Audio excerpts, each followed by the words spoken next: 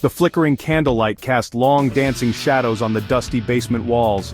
Sarah held her breath, her heart pounding against her ribs like a trapped bird. A floorboard creaked above. She froze, every muscle in her body screaming in silent terror. Someone or something was up there.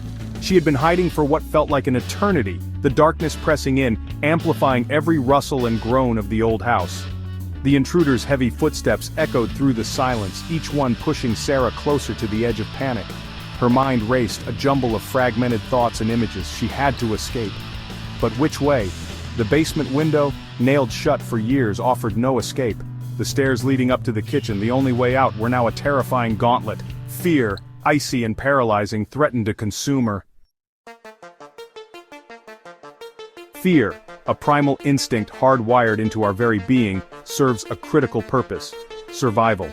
When danger lurks, our brains kick into high gear, flooding our bodies with adrenaline and cortisol. This surge of hormones triggers a cascade of physiological responses: increased heart rate, rapid breathing, sharpened senses, preparing us to fight or flee. At the heart of this fear response lies the amygdala, an almond-shaped structure deep within the brain. This tiny powerhouse acts as our internal alarm system, constantly scanning our environment for potential threats. When triggered, it can bypass the rational thinking part of our brain, the prefrontal cortex, and send us into survival mode. This hijacking of our rational brain explains why we often act impulsively or irrationally when gripped by fear. We might make snap judgments, freeze up completely, or resort to desperate measures, all without thinking clearly about the consequences.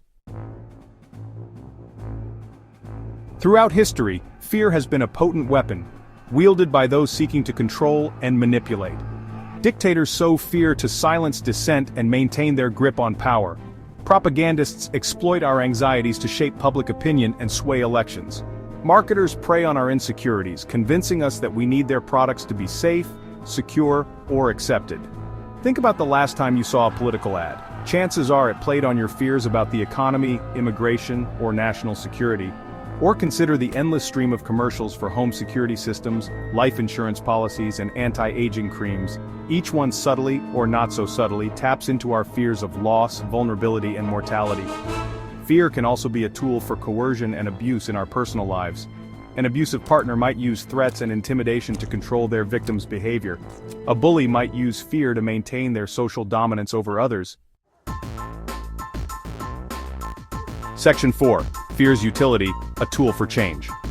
While often used for nefarious purposes, fear can also be a powerful motivator for positive change. A healthy dose of fear can spur us to take action, overcome challenges, and achieve our goals. It can drive us to study harder for an exam, practice more diligently for a competition, or finally quit that unhealthy habit. Leaders and educators can use fear constructively to inspire action and promote positive change. A manager might use a deadline to motivate their team to work more efficiently. A teacher might use a challenging assignment to push their students to think critically and creatively. The key is to strike a balance. Too much fear can be paralyzing, while too little can lead to complacency.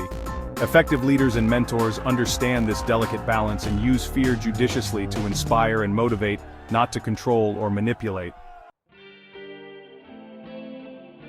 Section 5. Breaking free, reclaiming your power. Fear, while a powerful force, does not have to control our lives. We can learn to recognize its grip, challenge its hold, and ultimately make decisions based on reason, not emotion. The first step is awareness. Pay attention to how fear manifests in your body and mind. Do you feel your heart racing? Do you get a knot in your stomach? Do your thoughts spiral out of control? Once you recognize the physical and mental signs of fear, you can start to challenge its validity. Ask yourself, is this fear rational? Is there a real and present danger, or am I letting my imagination run wild? Often we discover that our fears are unfounded based on past experiences, negative self-talk, or societal conditioning. Taking a step back, taking a deep breath, and questioning our fears can help us break free from their grip and make more rational, empowered choices. We can choose to face our fears head-on, seek support from others, or simply acknowledge them and choose to act in spite of them. Section 6. Courage Under Fire, a Call to Action. Living a life ruled by fear is no life at all. It's a life lived in the shadows, constantly reacting to perceived threats, never truly free. But by understanding the nature of fear, recognizing its manipulative power, and developing strategies to manage it, we can reclaim our agency and live with greater courage and authenticity. Remember, courage isn't the absence of fear, it's the willingness to act in spite of it.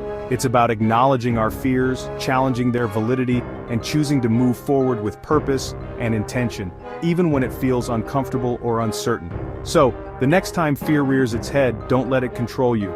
Take a deep breath, question its source, and choose to act with courage. For in the words of Nelson Mandela, courage is not the absence of fear, but the triumph over it.